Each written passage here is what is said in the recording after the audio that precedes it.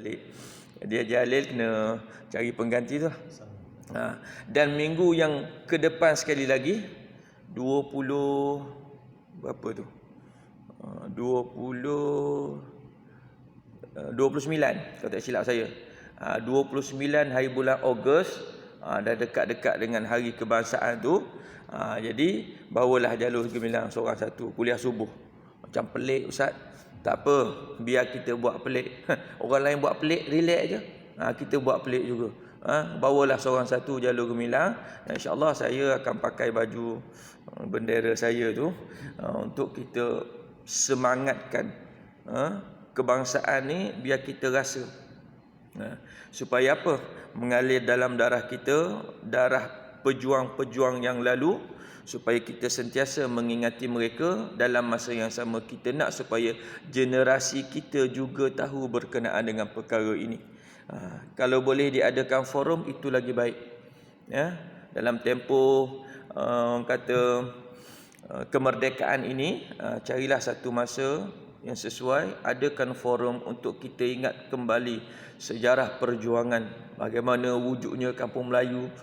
Macam yang disembangkan dengan Tuan Haji sambil makan kaki ayam tu. Cerita berkenaan dengan bagaimana wujudnya Kampung Melayu ini. Kadang-kadang sejarah ni anak-anak kita tak tahu. Kadang-kadang bukan anak kita, cucu kita, kadang-kadang anak kita pun tak tahu benda ni. Dia besar-besar ataupun dia lahir saja, dah macam ni keadaannya. Jadi perkara tu perlu dicerita. Sebab bila tahu berkenaan dengan sejarah ini, orang yang tahu sejarah dia akan menghargai. Orang yang tak menghargai ni, dia sebab dia tak tahu sejarah. Dan musuh-musuh kita, dia akan cuba memadamkan sejarah ini. Supaya apa? Supaya kita tak tahu sejarah kita sendiri. Bagaimana yang berlaku di seluruh dunia, musuh-musuh Islam cuba memadamkan sejarah Islam.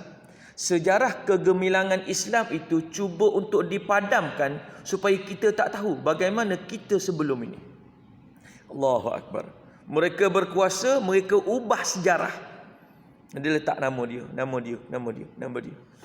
Sedangkan kita tak tahu sebenarnya, contoh yang membuka ini, yang membuka negara ni, asalnya orang Islam. Tapi dipadamkan supaya kita tak tahu sejarah tersebut. Maka sangat-sangat penting sejarah ini diulang cerita supaya kita ingat dan kita rasa bangga. Baik, tutup kes ini. Kita sambung kitab kita. Muka surat 107. Dalam keadaan yang sangat terdesak ini, maka Nabi Isa AS bersama dengan tenteranya dengan penuh rendah hati berdoa mengharapkan bantuan daripada Allah Subhanahu wa taala. Dah lama terkepung di belakang Bukit Tur ini, melihat sahaja bagaimana keadaan Ya'juj dan Ma'juj bermaharajalela. Tengok je, nak lawan, Allah Subhanahu wa taala dah pesan, wahai Isa, bawa pengikut-pengikut kamu yang beriman berlindung di balik Bukit Tur, kerana aku dah lepaskan hamba-Ku yang sangat ganas, yang tak mampu dilawan oleh sesiapa. Jadi nak lawan tak berani, sebab Allah dah bagi arahan. Tunggu je lah. Istilahnya tunggu dan lihat. Dalam masa yang sama, dah dalam keadaan makanan dah makin habis, maka mereka pun berdoa kepada Allah Subhanahu wa taala dengan penuh khusyuk. Lalu Allah Taala memperkenankan doa mereka. Kalau bukan Allah Taala yang menolong mereka, maka siapa lagi yang diharapkan memberi pertolongan? Ketika itu dah tak ada bantuan daripada yang lain. Kita imbas kembali apa yang berlaku di Manik Orai 2014. Banjir besar di Kelantan. Itu sejarah. Sejarah yang terpahat. Sekolah dijadikan sebagai pusat penempatan banjir. Berada kat bawah. Kemudian air makin naik tingkat 1. Air makin naik tingkat 2. Air makin naik tingkat 3. Air naik lagi, naik tingkat 4. Lepas tu dah tak ada tingkat dah.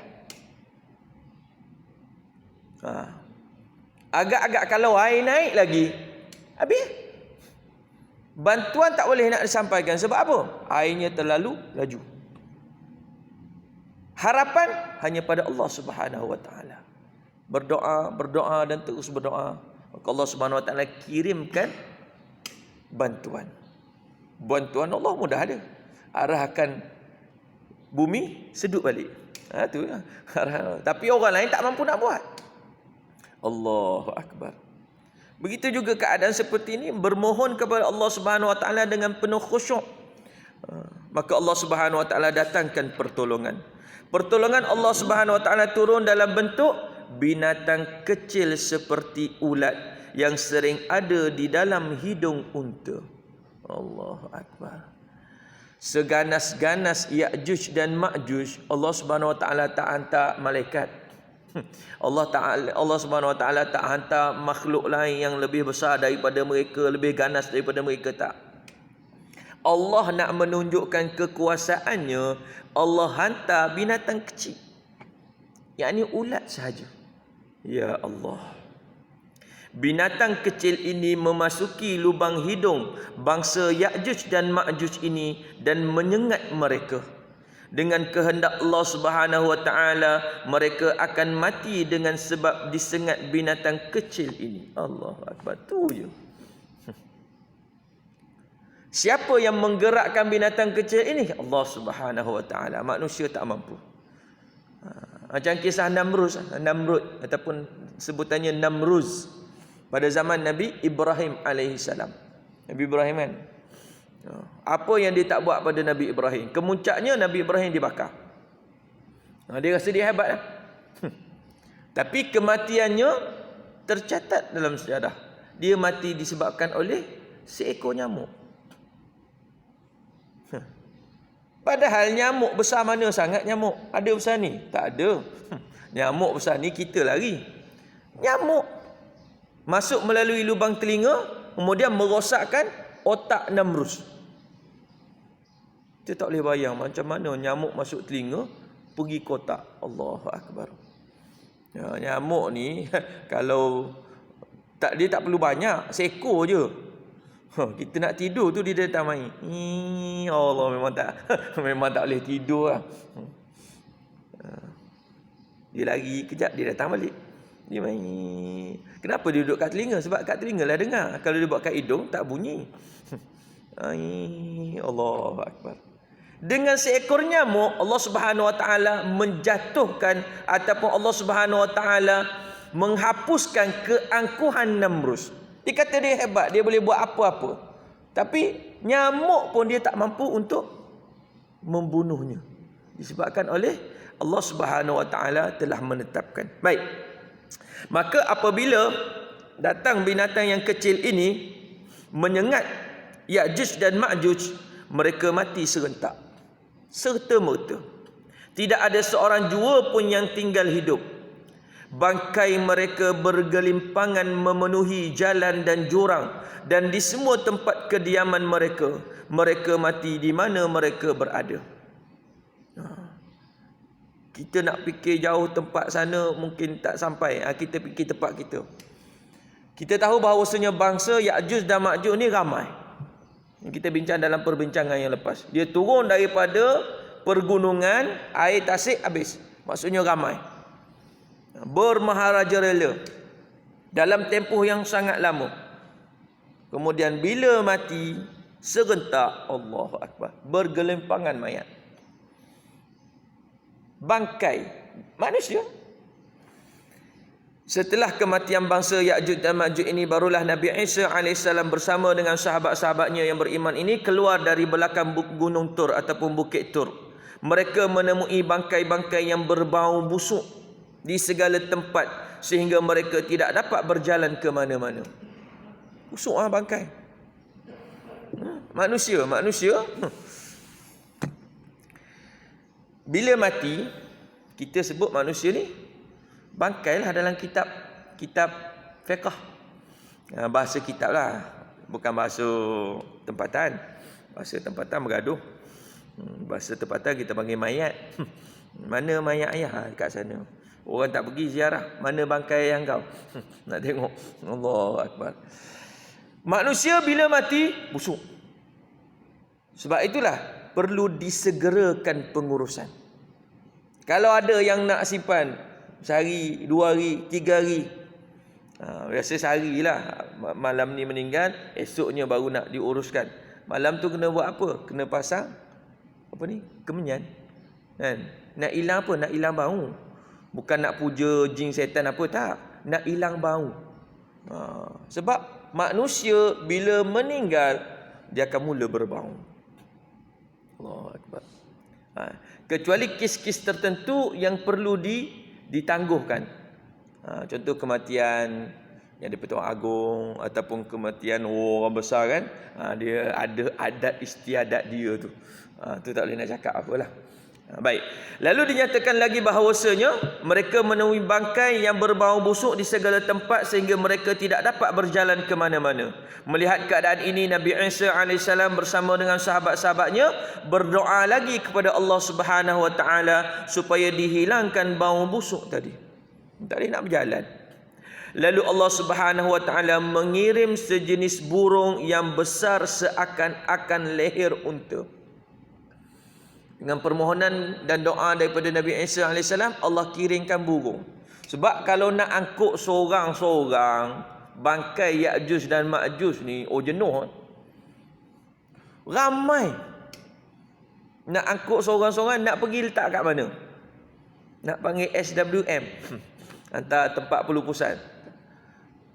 Allah Subhanahu Wa Taala kirimkan sejenis burung. Dalam keadaan banyak burung tersebut. Buat apa? Mereka menyambar bangkai itu dan membawanya ke tempat yang dikehendaki oleh Allah Subhanahu Wa Taala. Dalam satu riwayat yang lain, dalam kitab yang lain menyatakan bahawasanya dia ambil burung tu, besar burung tu sebesar leher unta, burung. Dia sambar bangkai Ya'juj dan Ma'juj, dibawa ke laut, dibuang. Itu satu riwayat. Riwayat ini menyatakan bahawasanya dia ambil, dia terbang, hilang. Macam cerita orang putih je, tak pelik. Perkara ini tak pelik di sisi Allah Subhanahu Wa Taala. Sebab kalau dihantar ke laut, laut pula busuk. Jadi bawa, hilang, bawa, hilang. Sehingga selesai, habis. Setelah itu Allah Subhanahu Wa Taala setelah itu turunlah hujan yang sangat lebat sekali, seakan-akan mencuci permukaan bumi ini sehingga segala sisa-sisa kotoran yang ada di atas tanah tadi hilang. Setelah hujan ini, bumi kelihatan berkilat bersih. Lalu Allah Subhanahu Wa Taala berfirman kepada bumi, keluarkanlah buah-buahanmu dan kembalikanlah segala keberkatanmu. Ni nak mula ni. Nak mula zaman kegemilangan pemerintahan Nabi Isa AS. Setelah hujan turun, bumi ni dah berkilat, dah bersih dan sebagainya, dah tak ada bau hanyir, bau bangkai semua, habis. Allah Subhanahu Wa Taala perintahkan kepada bumi. Dengan arahan Allah Subhanahu Wa Taala, Allah perintahkan supaya bumi keluarkan buah-buahannya dan kembalikan keberkatannya. Maka tumbuhlah segala tanaman dengan suburnya. Allahu Akbar. Bila Allah perintahkan, bumi taat kepada perintah Allah Subhanahu Wa Taala. Sehingga dikatakan pada masa itu, ni kita nak ni kalau boleh. Nak berada zaman ni. Dikatakan pada masa itu, sebiji buah delima sudah cukup untuk dimakan berpuluh-puluh orang. Kalau buah delima kita yang kita tanam kat sini kecil, adalah besar tu. Pergi di Taif beli buah delima, ya Allah besarnya. Ada yang tu. Tu pun makan 2-3 orang je. Tapi ini boleh dimakan berpuluh-puluh orang. Keberkatan zaman tu. Dan boleh menjadikan kulit delima itu sebagai alat untuk berteduh dari panas matahari. Kulit buah delima tu boleh buat payung. Contoh bayangkanlah besar mana. Buah delima. Sebab keberkatan. Bestnya zaman tu. Tapi kena tunggu. Dan seekor lembu sudah cukup untuk dimakan satu kabilah. Bukan satu kampung, satu kabilah. Besar lagi.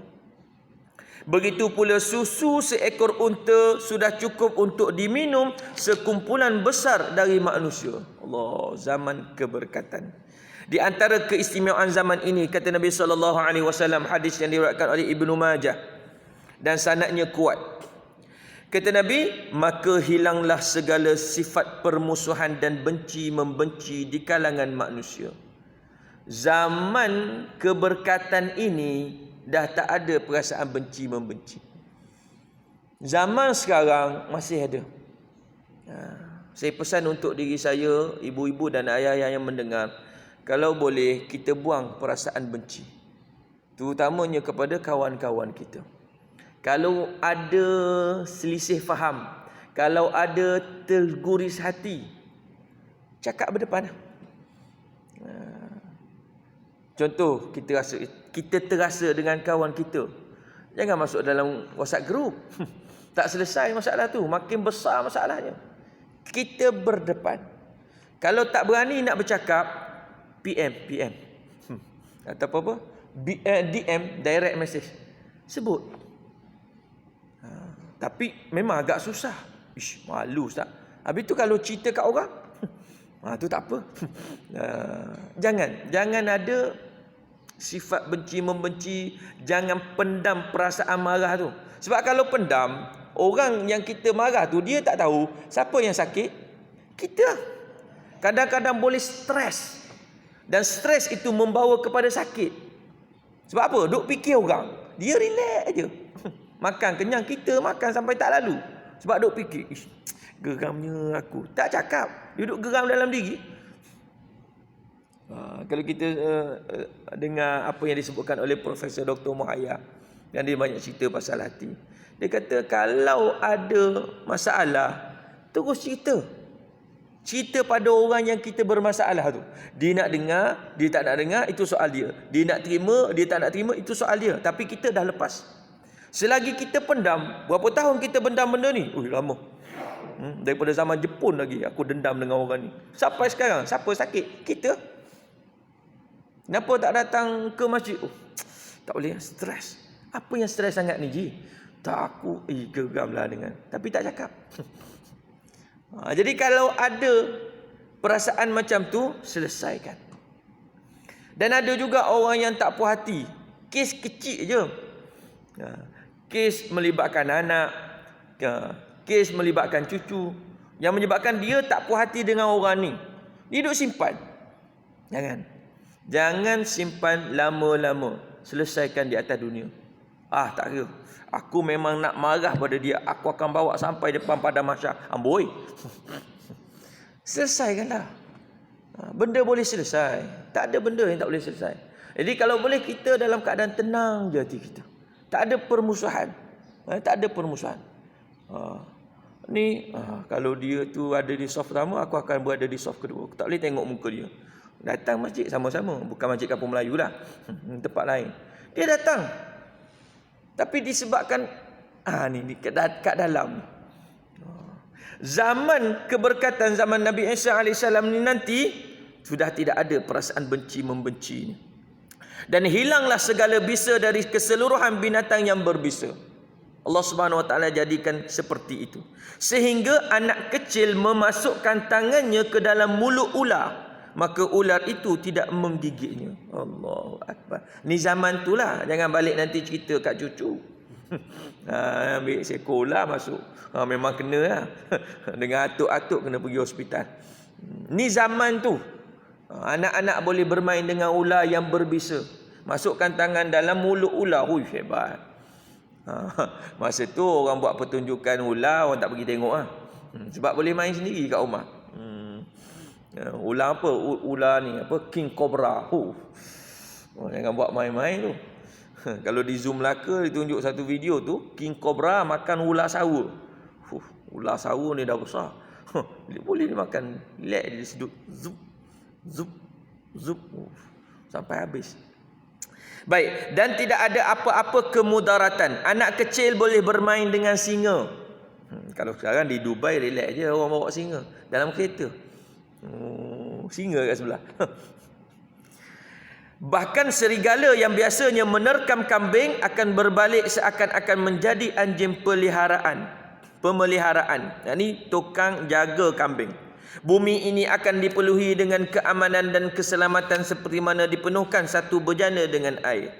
Pendapat akan menjadi satu, yakni tidak ada perselisihan antara umat dan tidak ada yang disembah kecuali hanya Allah Subhanahu wa taala, dan segala peperangan akan berhenti dan orang Quraisy kembali memegang pucuk kepimpinan. Maksudnya kepimpinan Imam Mahdi ini pada satu pendapat.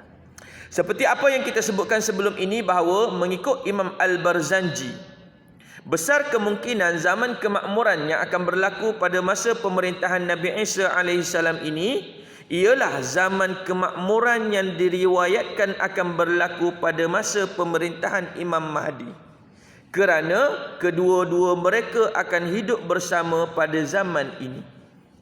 Pada zaman kita tahu Imam Mahdi mendahului pemerintahannya, kemudian turun Nabi Isa AS, diserahkan kekhalifahan ataupun kuasa pemerintahan itu kepada Nabi Isa AS. Maksudnya kalau setengah-setengah kita baca, dia cerita zaman kemakmuran zaman Imam Mahdi. Setengah-setengah buku dia kata zaman Nabi Isa, sebab dia berada pada zaman yang sama. Baik, lalu dinyatakan lagi bahawasanya maka kemakmuran dan keadilan itu kadang-kadang dikatakan akan berlaku di zaman Nabi Isa AS, dan kadang-kadang akan dikatakan ia berlaku zaman Imam Mahdi.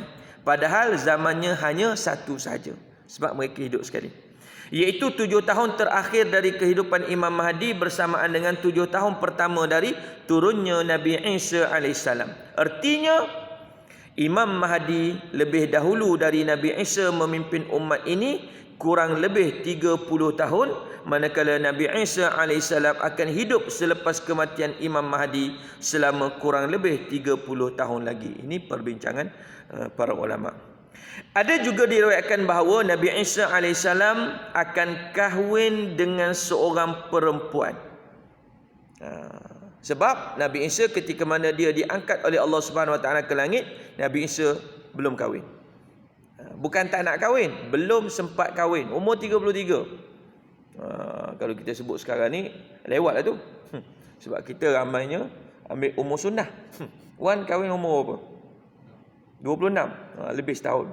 Cikgu Zunikah 27, lebih 2 tahun. Haji Halil 25. Tengok kenapa nak cepat sangat 25? Sunnah. Bak kahwin sunnah terus. Allah Akbar. Ada orang bila masuk 25 dia tak boleh. Sebab apa? Sunnah. Nabi Isa AS kahwin umur 33. Diangkat ke langit umur 33. Dan bila dia turun, nanti dia akan meneruskan kehidupan macam kita.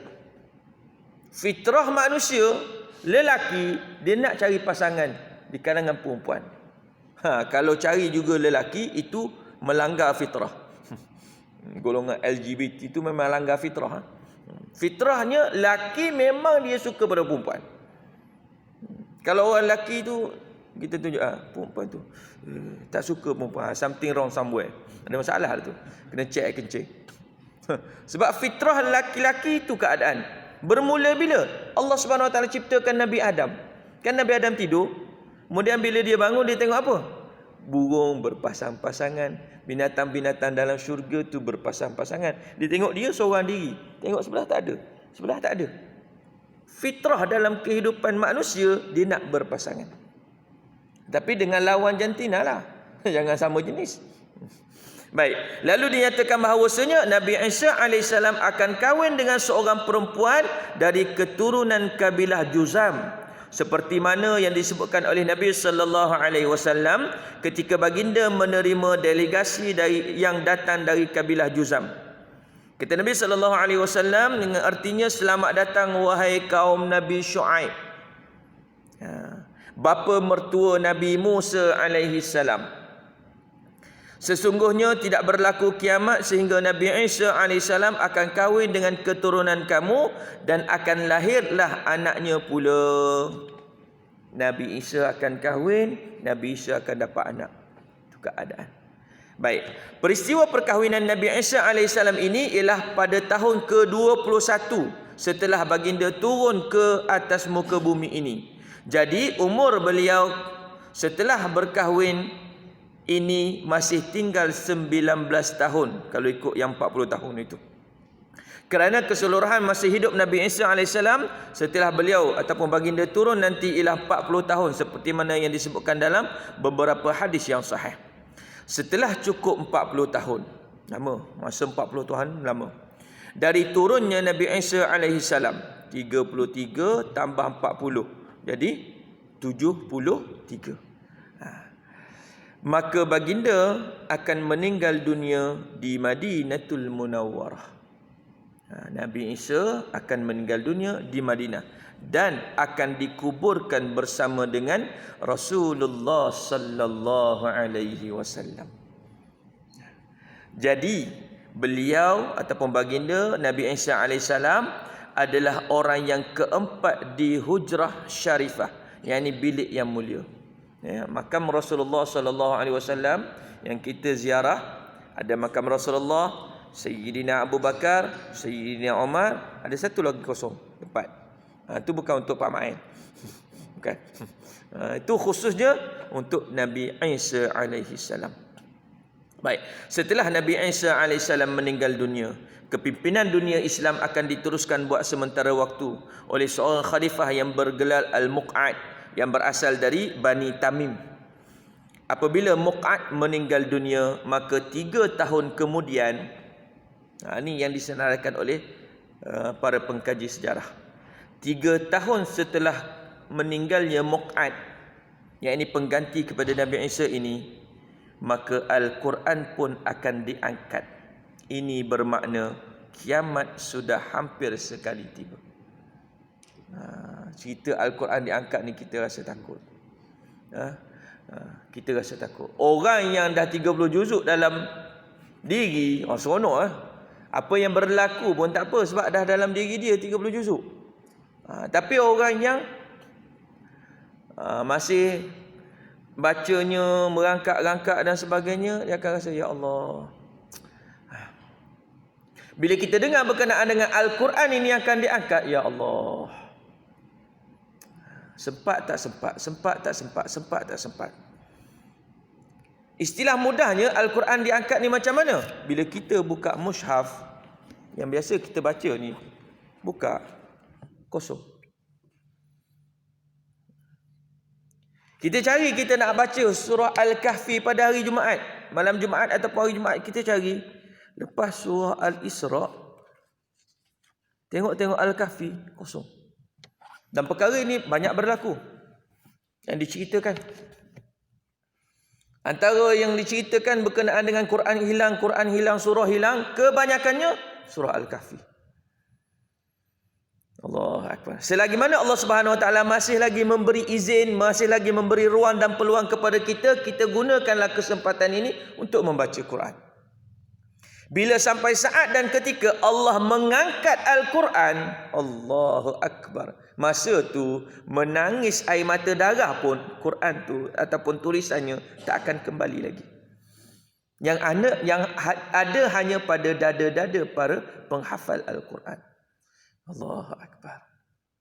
Sebab itulah kita guna kesempatan ini untuk kita mempelajari Al-Quran.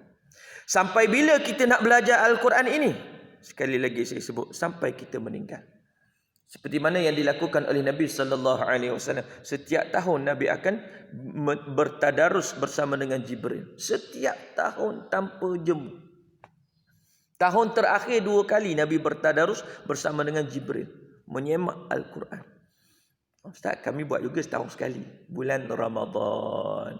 Habis Ramadan, sadaqallahul azim.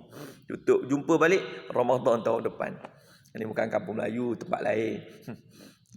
Kita sentiasa membudayakan Al-Quran. Mana-mana masjid, mana-mana surau yang dah berhenti membudayakan Al-Quran, mula balik. Masjid kampung Melayu terus, tak ada masalah. Sambung. Ada masjid, dah tak buat. Ada surau, dah tak buat. Kenapa tak buat? Tak ada orang nak buat.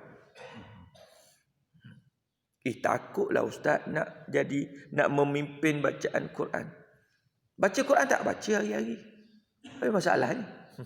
Takut salah. Tak apa, salah orang tegur. Itu untungnya kita. Takut salah lah, tak buat. Jangan, teruskan membaca. Baik, ada satu perkara yang baik disebutkan di sini, iaitu kalau kita merujuk kepada keseluruhan hadis-hadis yang berkenaan dengan turunnya Nabi Isa AS sehingga baginda wafat, maka nampaknya segala kejadian ini hanya berlaku di sekitar Asia Barat sahaja. Sekitar tu, tanah Arab. Tidak lebih dari itu. Jadi negara-negara lain boleh jadi masih lagi dihuni oleh orang-orang kafir, kecualilah kalau Nabi Isa AS akan sampai ke mana-mana negara, maka penghuni negara itu sama ada dalam dua keadaan. Yang pertama, terus memeluk Islam, atau yang kedua, mereka mati kerana mencium angin pernafasan Nabi Isa AS, di mana angin nafas baginda akan sampai sejauh mata baginda dapat memandangnya. Fokus ketika itu cerita-cerita akhir zaman Asia Barat. Tempat lain kemungkinan ada orang lagi. Di Malaysia mungkin ada wujud lagi kehidupan. Sebab Nabi Isa turun, dia tak pusing satu dunia. Bukan macam Dajjal. Dajjal dia pusing satu dunia sebab dia nak cari pengaruh. Dia nak menyesatkan orang. Nabi Isa fokus dia kepada membunuh Dajjal. Berlaku sekitar itu saja. Dan tidak ada riwayat yang mengatakan Nabi Isa AS akan mengelilingi bumi ini atau akan pergi ke mana-mana tempat selain dari Asia Barat. Lain halnya dengan Dajjal yang disebutkan dalam banyak riwayat bahawa ia akan pergi ke seluruh pelosok dunia kecuali negeri Mekah dan Madinah, dan tidak dapat masuk Dajjal ini. Rasanya sulit untuk hendak kita katakan bagaimana keadaan dunia luar dari Asia Barat. Apakah masih ada di sana orang Islam atau tidak? Wallahu alam. Hanya Allah Ta'ala sahaja yang mengetahui dengan apa yang terjadi nanti. Jadi tuan-tuan, ibu-ibu, ayah-ayah, jangan tanya saya pula, masa Nabi Isa datang nanti di Malaysia ni ada orang tak? Jenuh saya nak jawab. Sebab kalau kita mengkaji kitab-kitab sejarah, kita baca sejarah Malaysia, sejarah tanah Melayu ni, masa tu tempat lain dah ada orang, tapi bila sejarah Malaysia, kita akan fokus itu je lah. Begitu juga peristiwa akhir zaman ni, dia fokus tempat yang mana berlaku perkara ini. Jadi habis berkenaan dengan perkara ini. Kita akan sambung dalam perbincangan 2 minggu lagi berkenaan dengan matahari akan terbit dari tempat tenggelamnya. Yang ini 15 sebab matahari akan terbit daripada tempat dia, satu perbincangan yang sangat-sangat panjang dan satu perbincangan yang akan membuka mata kita. Sebab sebelum ini, saya sebutkan gambaran awalnya sikit. Sebelum ini, masa-masa saya kecil-kecil dulu, bila dengar kuliah, bila dengar tazkirah daripada ustaz-ustaz di masjid, di sekolah, ustaz-ustaz sebut matahari nak berlaku kiamat. Yang pertama, kiamat akan berlaku pada hari Jumaat. Kemudian sebelum berlakunya kiamat, matahari akan terbit belah barat. Saya pun dah fikir, matahari terbit belah barat. Kemudian dia pun akan tenggelam sebelah timur.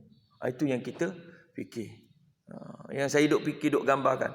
Jadi hari Khamis, hari Jumaat pagi, tengok sebelah sini. Tak ada. Naik sebelah sana. Alhamdulillah. Budak-budak itu kita dengar, kita cuba nak tengok. Minggu depannya tengok lagi. Masih lagi. Okay. Selamat lagi lah. Saya duk fikir bahawasanya nanti matahari ini akan terbit belah barat, kemudian turun sebelah timur. Itulah yang akan berlaku sampailah kiamat. Itu pada pemikiran saya. Tapi rupa-rupanya macam mana keadaan? Betul ke macam tu keadaannya? Kita bincang 2 minggu lagi lah. Nak tahu ceritanya, kena datang insya-Allah. Yang baik datangnya daripada Allah Subhanahu Wa Taala.